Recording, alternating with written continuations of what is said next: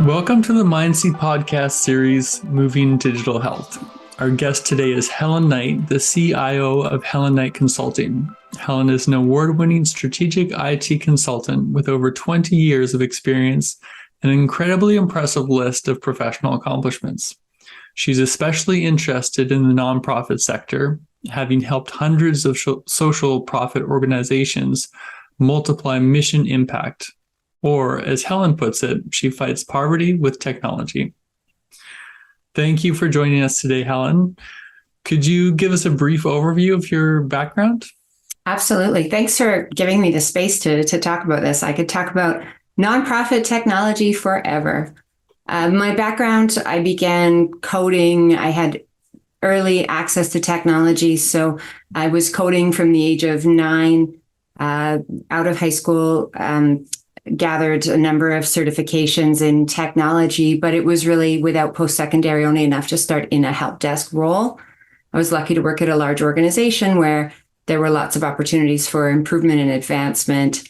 And I kept going to school the whole time. So while I was rising through the field of technology, I kept running into these new barriers about how come technology we're never actually realizing the promise of tech. We keep talking about the power of tech, but every time I get these help desk calls or in the other roles as I was moving up, we're not really realizing it. There keep being these challenges. So I did my project management certification and change management certification. I did a bachelor's degree, and then I did my master's degree, all trying to constantly solve this problem of how come the tech isn't doing what it's supposed to? How come some people's lives get harder when we implement it? So I've been continually to work on that, but I was really lucky to pivot into nonprofit in 2016. I happened to have been volunteering at a nonprofit. I was just serving meals, but they needed a CIO. I had the expertise, convinced them to hire me, and I'm totally hooked. I can't imagine sitting around a boardroom table and talking about increasing, shareholder value when I have the opportunity to improve the social fabric of my community and country. That's a really interesting path there, and also very inspiring. Tell me a little bit about how your background in technology has really served you as you kind of moved into these different realms, being able to speak that language. Absolutely. In corporate, where I spent a great number of years, I was exposed to so many subject matter experts. I mean, they would have a PhD in some weird subtype of a business component or organizational psychology, and I would just ask them questions. I would have such great exposure to so many experts. And it was a real shift when I moved into nonprofit in 2016 that there just weren't the experts around in so many fields. And the people on the front lines of the nonprofit are doing incredible work. But there wasn't that person who had studied the history and the frameworks and the approach in so many of the subcategories that are necessary to really multiply the impact of any organization's mission. Mm-hmm. That there was a lot more effort and less understanding of maybe how we could go about this more efficiently or more in a more streamlined way. I was really lucky to be able to call all those people I used to know from the corporate world and engage them. But I think it was the big difference between the two environments was in the corporate sector, they just had so many different experts that I was able to learn more from or understand that I wanted to pursue a course in this. I'm always taking some sort of course because you can't put books on your resume. So I just have one at all times. And in nonprofit, it gave me so much perspective. Everybody in nonprofit from an IT perspective that I've encountered, most of them, don't have that corporate background or the IT training. And you absolutely don't need to by any means, but the piece that I'm bringing forward is knowing the best practice, the way that the strategic ecosystem works effectively. And I wouldn't have had that exposure if I'd started in nonprofit and stayed in it. So I'm really glad that I've had this evolution. Mm-hmm. tell us about the connection between technology and the production of more efficient outcomes. What are some of the major ways you've seen digital solutions positively affect organizations? I could list so many. It is so inspiring, the things that I've seen and been able to be a small part of. One example is there was a volunteer department that had 7 employees that were working full time to manage 5,000 volunteers within an emergency shelter. And they had really high turnover. It was a high stress job. Sometimes 2 groups of the same, 2 energy companies would be volunteering at the same time. It was surprising, or you wouldn't have any volunteers this day. You'd have too many. And then everyone would call in December and demand, front of the line Christmas Day volunteer engagement. So the staff were stressed, and we weren't able to accommodate all the requests that were coming in. All that they wanted, they asked me for a shared calendar. They were managing it off of telephones, pieces of paper, and a couple of email calendars, Outlook calendars. I didn't just create them as a shared calendar. It is possible, but by digging into what were the problems that they were experiencing, there was so many more challenges that they had. So really analyzing what those were, providing a business case and evidence of other historical successes to the executive director and the governance board got me a $200,000 investment into building a volunteer relationship management system. Took 6 months. It cost half the money of the annual salary of that department. That's a hard investment to convince a nonprofit to make in technology. The number one barrier to anything that I want to bring forward or address a challenge. But by building that world-class system, not just making another simple add-on solution, it was able to push all of the work to the volunteers. So they were now able to register themselves, upload their identity, upload their police check, take their onboarding courses, sign the policies, schedule themselves based on their expertise. A whole big burden comes off the volunteer team and onto the volunteers, who are now proving their passion to do the volunteer work by following all the steps and getting to scheduling and then coming in. That relationship management tool returned 20 hours to every team member, so 17 every single week. And the leader was able to pivot that extra time to focus on relationship management. By focusing on relationship management, targeted, intentional relationship management, they made $5 million more in donations the following year. Wow. As well, they doubled the number of volunteers because they democratized the registration process. They also improved the quality of volunteers. So they went from 5,000 volunteers to 10,000 volunteers with a smooth line. And the volunteers that were trying to register in December, they would understand through the journey now that there was a process and a time, and they would be coming in February. So we actually normalized and streamlined the regularity of the volunteers and got more of them. But the biggest impact was having all of those volunteers meant that the social workers were able to spend more time focusing on their critical work, because there were people to do the cleaning, sweeping, the basic things that were all volunteer-led now. And the social workers and their incredible leader used that extra time to house 42% more people the following year. So I can't take credit for the 5 million or the extra 5,000. I can't take credit for that 42% at all. But I know that the value of technology, of enabling that volunteer department, freeing that time, enabled the other leaders to bring forward change. So it's incredible what can be done. The big barrier is convincing someone to give you the money and the time to invest in the good tool when they've never seen the return on investment of technology before. Yeah. So much to dig into there. I have a few follow-ups to that. One thing that really stood out to me was that you were kind of brought on to help solve a problem, and there was a solution already proposed, but you dug back to what is the core problem, as opposed to just going with the solution that was recommended by the people who were feeling that pain. And I think that's a really good point, that even though they're in the day-to-day, of experiencing that problem with their schedule or within that organization, that doesn't necessarily mean that they can see the ideal solution. And that's maybe like not being familiar with what technology is capable of, or, jumping to something that's seems easy and obvious rather than a bigger solution that could have so much more impact.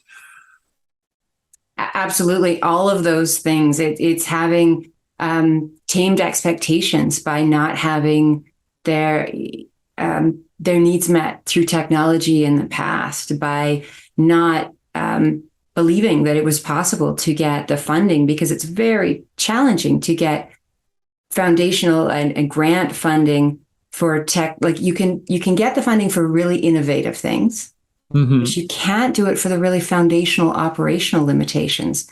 And so the more experience that you have in nonprofit, in some ways, the less you expect from technology, the more you're used to it breaking, the more you're used to it not serving you. If I had created a whiteboard and I went in and erased it every day and refreshed it so that it was always current, they would be thrilled. That would have met all their needs. Yeah. But really that's the expertise that the corporate experience had given me as well, though, was expecting more, understanding the long-term investment, knowing that it can take months and years to implement a system, knowing how much effort and work it is to gather the right requirements and focus on the right problem. Keep asking why.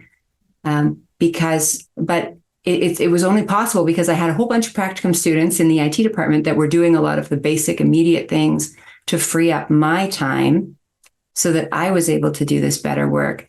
And the IT department and the resources in nonprofit, they're often not funded. And so they wouldn't, even if they had the exposure and the understanding of technology and as an ecosystem and the long-term view, they wouldn't have the time to implement it.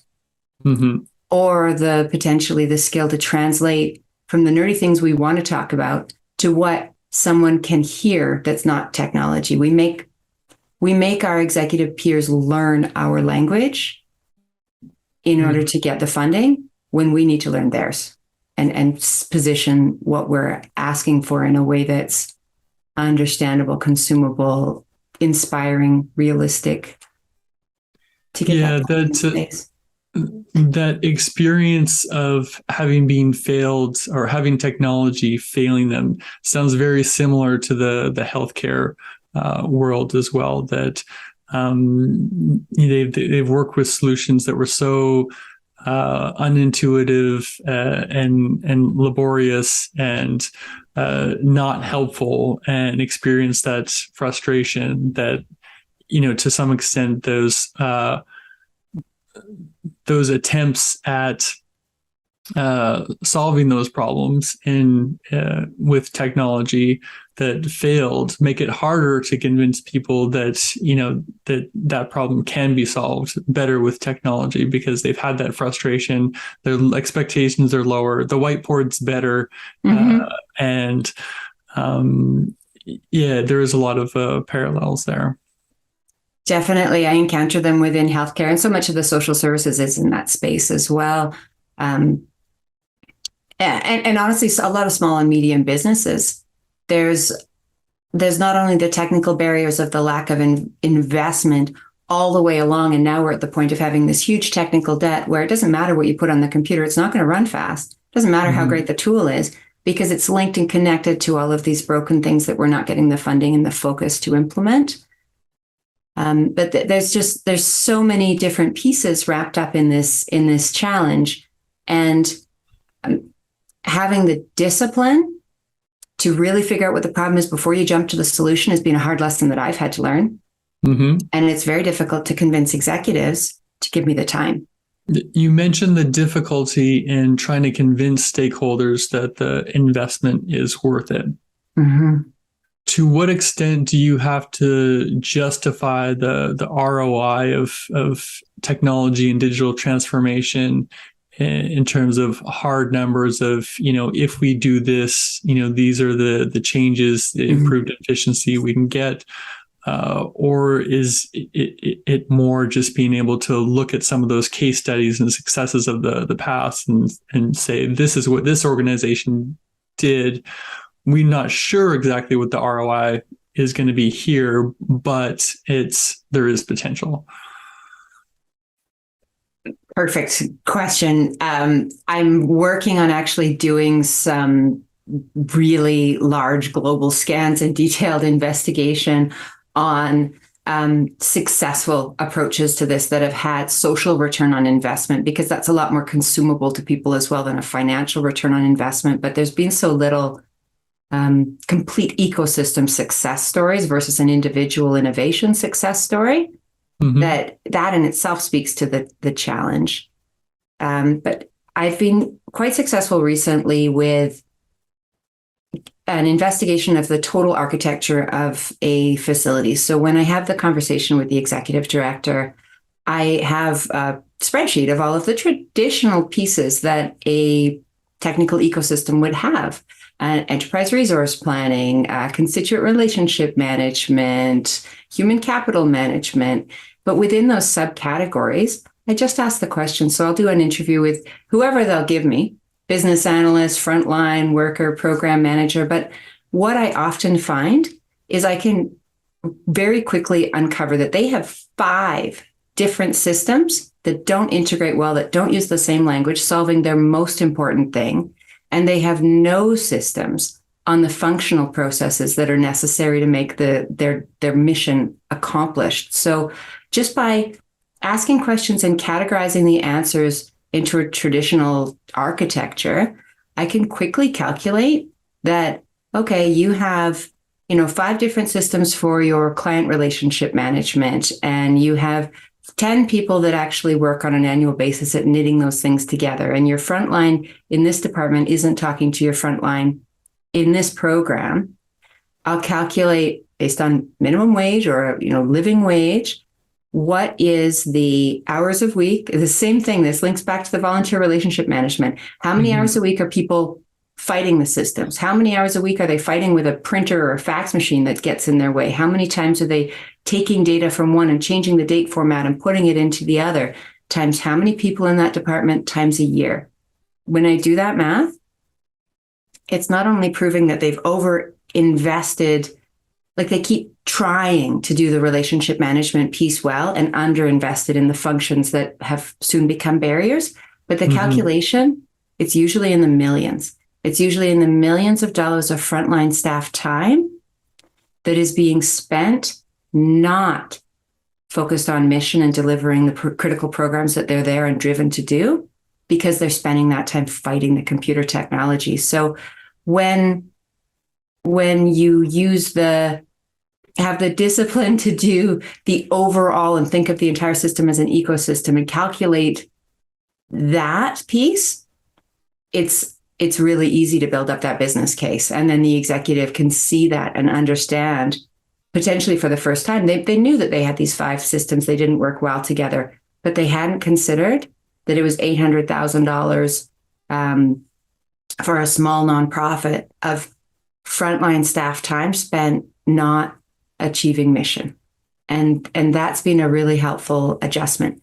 The next piece, though, is using that exact same business case and calculation to get grants and funding to pay for the investment into the next piece. Because since King Henry VIII, nonprofits have been held since 1530 to a 15% administrative limit cost.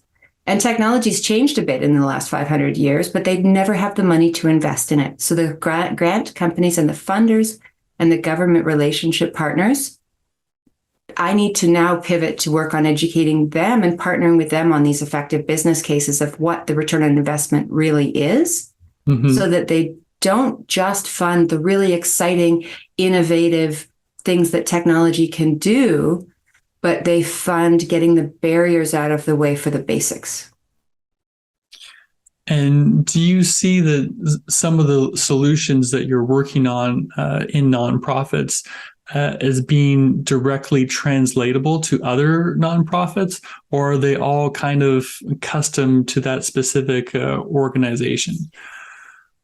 Yeah, it's a combination. And every technical ecosystem of any facility or combination of units at this point is several decades of unique Rube Goldberg machine of whoever the technical resources, volunteers, partners were, whatever the historical leaders' understanding and investment in technology is. So there can be massive disparity, even in the same organization, in two different facilities, because they were led by two different leaders that valued technology less. In one case, somebody can really value technology a lot, and they have a ton of innovative things, but the same technical barriers. And in the other, they may be still, using literally XP computers to do their work. So from an infrastructure perspective, from a really basic perspective, they're very, very different. But from a what needs to be done to move forward, they're very much the same. What they need is best practice, globally respected and used tools that corporations have perfected to use effectively. And there are a lot of really great partners that are bringing together nonprofits and creating common data models to offer a decreased cost, like cheaper solutions to the nonprofits. But then there's still this missing intermediary. So we still need to fix up the infrastructure so that whatever system they put on can actually run fast, because no promise that a technical vendor makes is actually realized if you're running an XP machine on a daisy chain donated residential router. Right. And it takes a lot of work to really figure out the requirements and make the right decisions in those new systems, rather than rushing to the fastest solution or replicating the things that you do in the new tool. So there needs to be more funding for more technical expertise and more translation to the executive directors and to the funders. And then we can finally begin to marry the amazing tech with the gaps and close the gaps and actually get to the really cool innovations that are out there. They're years and years away from being implemented, even though they exist today.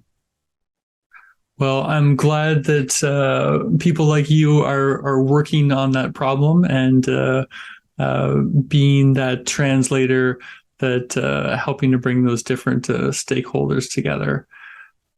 I wanted to ask about something I noticed in some of your writing, using the term social profit instead of nonprofit. It seems to be a very distinctive difference, and maybe you could explain that a little bit. Yeah, I would love it if the entire nonprofit sector would be rebranded as social profit, and the reasoning behind it is so great. It's so it makes a lot of sense. Nonprofit is a diminishing. It's a low value. It's like it doesn't speak to the incredible wonders that these organizations do and how they're really creating, maintaining the social fabric of society now in the number of different ways. There's 86,000 in Canada and over 1 million nonprofits in the United States. However, rebranding as social profit, and if it's not accepted as a sectoral understanding of the new language, then I'm going to be stuck forever in translating it. So I'm careful to use social impact and social profit when I'm working within the nonprofit with the clients. But when I'm talking about the sector outside, I'll introduce the concept of social profit, but sometimes you end up in those situations where you're spending all your time fighting about language and not making a change. So I would love it if social profit worked, but I just avoid the conversation in general because it's not really my area of expertise, and what I want to do is outside of language. It does seem like a much more positive term for the sector. Nonprofit just in itself, it feels like a burden or something, where social profit feels like a positive phrase. So I definitely noticed the difference and would agree that it just makes a lot of sense. I'm like, oh wow, that totally makes sense. Why don't we all use that all the time? I hope to. That would be fabulous. And I know there's lots of people working on it, dripping it. But when I'm, speaking to a number of technical executives, I want them to hear the goal and not the words. So I don't use it as often as I should. I should probably be using it all the time.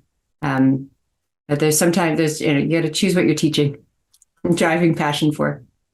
For sure. Is there a typical size of organization that you work with that tends to, benefit from these type of transformations the most? Where you talk of, savings of millions of dollars from frontline workers? I assume that's a fairly large organization. Yeah, I agree. You would think so. So they definitely have, they're spending. You can't see a benefit of $1 million if you're spending less than probably $5 million on your staffing a year. So it is sort of the mid-size. The smaller organizations, especially if they're not 24/7, there's a huge difference there. But the smaller organizations are able to communicate amongst themselves. 8 people that are in the same office Monday through Friday daytime don't need these systems. New nonprofits don't need these systems because they're able to implement, they don't have all of this history. So I tend to work with the medium to large nonprofits that have physical locations that deliver services to vulnerable people in need. And that group is where I find the most technical barriers to mission, the most strange and unusual, incredibly talented and creative use of donated hardware and free software, but where they would also benefit from the most implementation of world-class systems. I see.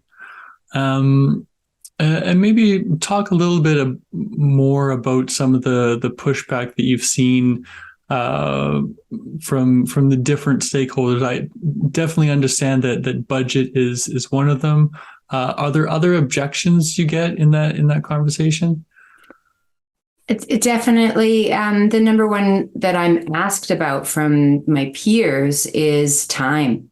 So they're just not, they don't have the team size to deal with the number of immediate tactical burdens. This printer's out of ink, that monitor's broken, this telephone is being damaged, in order to make those changes. So getting the time and the investment in the technology team itself and the investment to hire the right level of skill set is a really big gap that I often fill by partnering with local post-secondaries, getting practicum students. And I've written the final exam for a technical, like I needed a new network. I wasn't able to get the funding. I wrote the challenges for the network technician students, and they designed my network as their capstone project and then came and implemented it. So I deal with a lot of creative approaches to the staffing, because you can't go to the executive director and ask for a big bag of money when they have a toilet that doesn't work and they are struggling with the increased needs and decreased donations of the last few years. It doesn't matter how eloquently you state your case. There's that lack of funding. So I increase the staffing so that I don't have to be running around doing those pieces, and I can do the interviews and the higher level understanding, not underneath the avalanche trying to catch the pieces, but up top. What's the cause? What's happening? Why are all of these challenges occurring? So that gives me the time to have the deeper thoughts and then translate those thoughts so that they're more understandable. But another barrier is that so many nonprofits don't have a technical leader at the executive decision-making table or on the governance board. So I don't understand why there is always, 3 CFOs on a nonprofit governance board, but there's so rarely a chief information officer, chief technical officer. There's always a finance committee. There isn't a technology committee. And if they had that technology committee and those CIOs, they would be looking and seeing, wow, there are some major gaps here. Maybe I can bring more investment forward. Maybe the way that I'm using my corporate skills at this nonprofit is with partnership or strategy or building out a stakeholder roadmap. But the most important thing that technical executives can do when they get on a nonprofit governance board is advocate to have a technical employee at the executive director decision-making table so often the IT is a third-party consultant who's kept at arm's length, then the people that are making the decisions as employees don't have any access to that expertise. They may be making huge cybersecurity risk decisions. They may be implementing a finance system. The CFO is putting in a finance system, the volunteer person is putting in a volunteer system, but they're building them completely differently and they'll never integrate. The CEO will never be able to figure out the evidence and have insights and informed decision-making and be data-driven. So getting more technology leaders on the governance board, getting more technology leaders as employees to partner with every other key executive in the way that they have permission to. Recently in corporate organizations, it's really only been about 15 years we've seen that in the private sector. But so that they can help make these decisions with the perspective that they come to. I do think that there is some, potentially predatory sales approaches by some software vendors where they reach out to the non-technical CFO or the non-technical volunteer relationship coordinator or program manager and position their solutions as these wonderful tools. The silver bullet that's going to solve all the problems. But even if it's not implemented correctly, or the training isn't there for people to operate it, or if you say they don't even have the infrastructure to be able to run it, how good could it ever function? Absolutely. Helen, you recently moderated an important roundtable discussion about a national strategy for implementing machine learning and AI in primary care. Can you tell us about some of the conversations that came out of that? Absolutely. It was a great conversation that Sync USA organized. And I was so torn through the conversation because there's so many incredible things that machine learning can do. There's scanning information, making things faster, providing new insights. What's happening in the technology creation space is mind-blowing and so inspiring and incredible.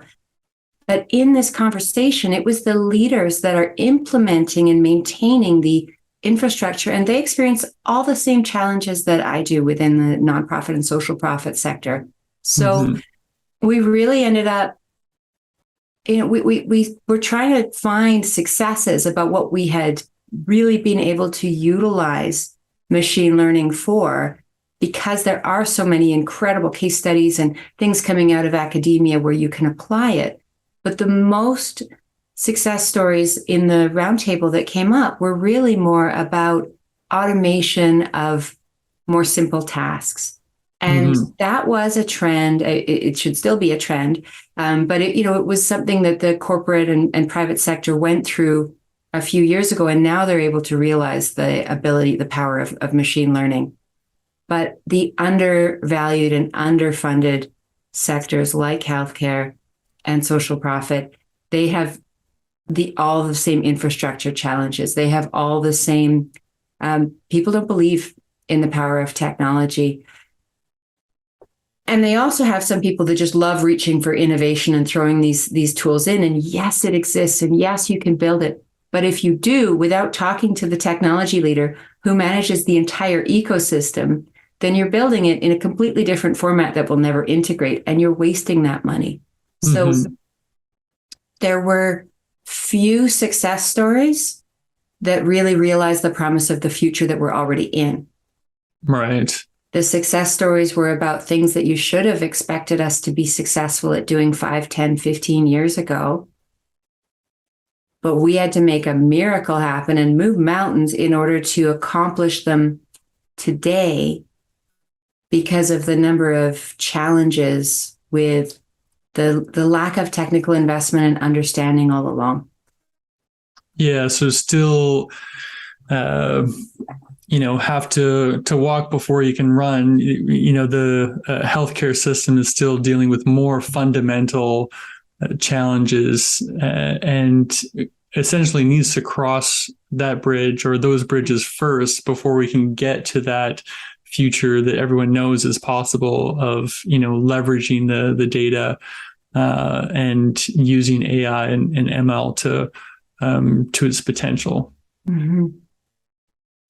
And every time we're not given we don't effectively advocate for the funding, we don't have the team, the size, the staffing, we don't have the partnership, we're not given, maybe we use a friend's CRM they built in their garage instead of a best practice one that is the right language. Instead of, you're choosing something at the much cheaper end than the quality end that links everything together and everything's through the same URL, and you'll never have the staff to connect all of these pieces together.